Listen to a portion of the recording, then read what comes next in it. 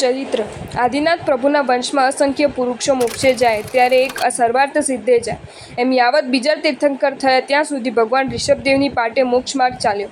આવા ઋષભદેવ પ્રભુના ઈક્ષ્વાકુ વંશમાં અયોધ્યા નગરીમાં જીતશત્રુ નામે રાજા થયા. તે રાજાને વિજયા નામે પટરાણી હતી અને ગુણથી શ્રેષ્ઠ બલવાન સુમિત્ર નામે નાનો ભાઈ હતો. તેને યશોમતી નામે પ્રિયા હતી. એક વખતે ચંદ્રશાલામાં કાંઈક જાગતી અને કાંઈક ઊંઘતી અવસ્થામાં સૂતેલી વિજયાદેવીએ રાત્રિના પાછલા પ્રહરે 14 મહાસ્વપ્નો પોતાના મુખમાં પ્રવેશ કરતા જોયા. તે જ વખતે વૈશાખ માસની શુક્લ ત્રયોદશીએ ચંદ્રરોહિણી નક્ષત્રમાં આવતા દેવ સંબંધી આયુષ્યનો ક્ષય કરી વિજય નામના અનુત્તર વિમાનથી ચ્યવીને બીજા તીર્થંકરોની જીવ વિજયાદેવીના ઉદરમાં ઉત્પન્ન થયો. તે સમયે મહાઉદ્યોગ થયો અને નારકીઓને પણ સુખ થયું. આ બાજુ તે જ રાત્રે સુમિત્ર યુવરાજની પ્રિયા યશોમતીએ પણ તે જ 14 સ્વપ્નો કાંઈક ઝાંખા જોયા. પ્રાતઃકાલે હર્ષ પામી વિજયા અને યશોમતીએ પોતપોતાના પતિને સ્વપ્નની વાત કરી. તેમને પણ સ્વપ્ન પાઠકોને પૂછ્યું. તેઓએ વિજયાદેવીથી તીર્થંકરનો જન્મ અને યશોમતીથી ચક્રવર્તીનો જન્મ થશે એમ કહ્યું. તેથી હર્ષ પામેલા રાજા અને યુવરાજે તેઓનું ઘણું ધન આપીને ખુશ કર્યું. ત્યાર પછી ઉત્તમ દોહદવાળી વિજયાદેવીએ 9 માસ અને 7.5 દિવસ પૂર્ણ થતાં માઘ માસની શુક્લ અષ્ટમીએ ચંદ્ર રોહિણી નક્ષત્રમાં આવતા અર્ધરાત્રિએ ગજના ચિહ્નથી લાંછિત કનકવર્ણી જગતમાં ઉદ્યોત કરનાર પવિત્ર તીર્થંકર પુત્રને જન્મ આપ્યો. તે સમયે આસંકમથી જીન જન્મ જાણી 56 દિક્કુમારીઓ ત્યાં આવી ભક્તિપૂર્વક સૂતિક કર્મ કર્યું. પછી 64 ઇન્દ્રો આસનકમથી પ્રભુનો જન્મ જાણી હર્ષોલ્લાસથી પ્રભુને મેરુગુરી ઉપર લાવ્યા. ત્યાં પાંડુક વનમાં અતિ પાંડુ કમલા નામે અર્ધચંદ્રકાર સ્ફટિકમય શાશ્વતી શ્રેષ્ઠ શિલા ઉપર રહેલા સિંહાસન ઉપર બેસી સૌધર્મેન્દ્રે પ્રભુને ખોળામાં બેસાડ્યા. ભાવનાથી ભરેલા બીજા ઇન્દ્રોએ તીર્થ જલથી ભરેલા 1008 નિર્મળ કળશોથી પ્રભુનું સ્નાત્ર કર્યું. ચંદન પુષ્પ ફળ આદિથી પૂજા કરી. ત્યારબાદ સૌધર્મપતિએ થોડા પાછા ખસીને આ પ્રમાણે સ્તુતિ કરી.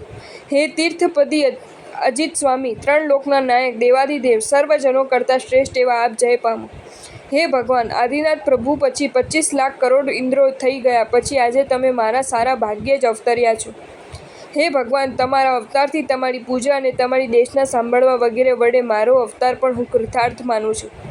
હે નાથ, તમારા જેવા સ્વામીથી આ ભરતખંડ પવિત્ર થયો. તમે આ સંસારરૂપ સમુદ્રમાં ડૂબતા પ્રાણીઓને તારનાર અને વિષય કષાયરૂપ શત્રુઓના બળને તોડનાર છો. હે કરુણાકર સ્વામી, આસન, શયન, ગમન, ધ્યાન વગેરે સર્વ કર્મમાં તમે મારા ચિત્તમાં નિવાસ કરો. તમારું પૂજન, નમન, સ્તવન અને ધ્યાન કરવાના પુણ્યથી તમારા ચરણ કમળ દરેક ભાવમાં મારા હૃદયને સંતોષ પમાડો. આ પ્રમાણે સ્તુતિ કરી પ્રભુને માતા પાસે મૂકી નંદીશ્વર દ્વીપમાં 8 દિવસ ભક્તિ મહોત્સવ કરીને જીન ધર્મોમાં તત્પર થઈ પોતપોતાના સ્થાનકે ગયા.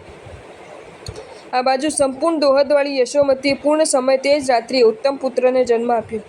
પ્રાતઃકાળે રાજાએ પુત્ર જન્મની વધામણી કહેનાર પુરુષોને હર્ષથી ઘણું દાન આપી તેનું જીવન પર્યંતનું દારિદ્ર્ય દાળી નાખ્યું.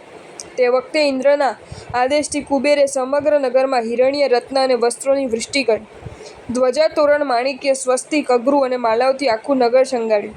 મોકળા હાથે દાન આપ્યું. આમ મોટો ઉત્સવ થયો. બીજે દિવસે રાજાએ સ્થિતિ અને પ્રતિષ્ઠિતિ સંસ્કાર કર્યા.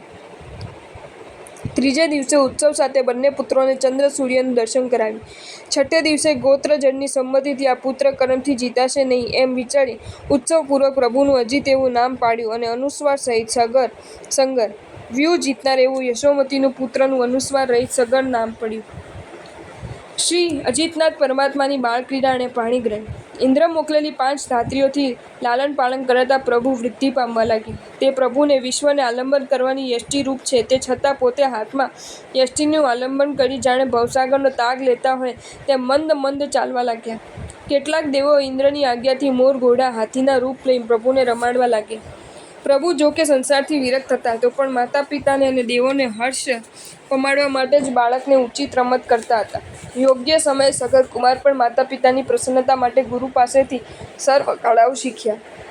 અનુક્રમે બાળપણ વિતાવી સુવર્ણ જેવા કાંતિવાળા તે બંને કુમારો યૌવન વય પામ્યા.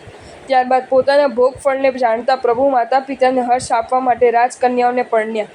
પ્રભુએ 18 લાખ પૂર્વ વર્ષ કુમારપણામાં પસાર કર્યા. પછી પુત્ર વત્સલ જીતશત્રુ રાજાએ તેઓ ઈચ્છતા ન હતા તો પણ રાજ્ય પર બેસાડ્યા અને સુમિત્ર યુવરાજે પણ જીતશત્રુ રાજાની આજ્ઞાથી પોતાના પુત્ર સગરને પોતાની પદવી ઉપર નિમ્યા. પછી જીતશત્રુએ અને સુમિત્રે તેમજ બીજા અનેક રાજાઓએ ધર્મઘોષ ગુરુની પાસે દીક્ષા લીધી. સુરાસુરોથી સેવિત અજીત રાજા જગતનું પાલન કરતા રાજ્ય કરવા લાગ્યા. યુવરાજ સગરકુમાર ઘણા દેશોની સાદી થોડી વખતમાં વિજય મેળવી આવ્યા. પ્રભુ રાજ્ય કરતા હતા ત્યારે સર્વ દેશોમાં 7 પ્રકારની નીતિ અને કોઈ પણ ભય ન રહ્યો. લોકો હંમેશા સુખેથી રહેતા હતા. આ પ્રમાણે પ્રભુએ 53 લાખ પૂર્વ વર્ષ સુધી વ્રતની ઈચ્છાએ પોતાનું ભોગકર્મ ખપાવતા રાજ્ય કર્યું. જો તમને આ વિડીયો ગમ્યો હોય તો આ વિડીયોને લાઈક કરો અને મારી ચેનલ જૈન ફેક્ટ્સ એન્ડ સ્ટોરીઝને સબસ્ક્રાઈબ કરો. ધન્યવાદ.